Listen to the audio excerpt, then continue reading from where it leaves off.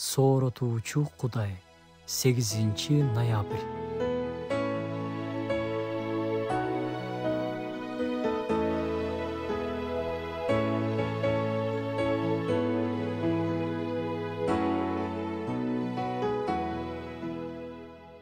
Сен мени сүйөсүңбү? Бир гана суроо. Сен мени сүйөсүңбү? Бул суроону Ыйса тирилгенден кийин Петрге берген. Сен мени сүйөсүңбү? Болгон ушул бир суроону берген. Ал сен мен үчүн орозо кармап жатасыңбы деп сураган эмес. Мен жөнүндө элдерге насаат айтып жатасыңбы деп да сураган эмес. Жардыларга садага берип жатасыңбы деген да эмес. Мени даңктап ырдап жатасыңбы деп сураган жок.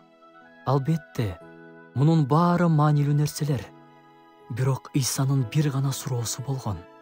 Сен мени сүйөсүңбү? Анткени сүйүү баардык суроолордун жообу.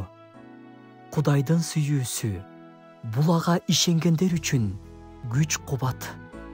Кудайдын сүйүүсүнө толгон адам көп нерселерге даяр. Кудайды сүйгөн адам сөзсүз башкаларга ал жөнүндө айтат.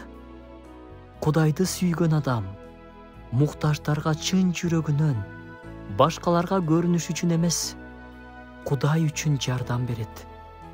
Жүрөгүндө Кудайга сүйүүсү бар адам орозо да кармайт, сыйынат дагы, аны даңктап ырдайт дагы.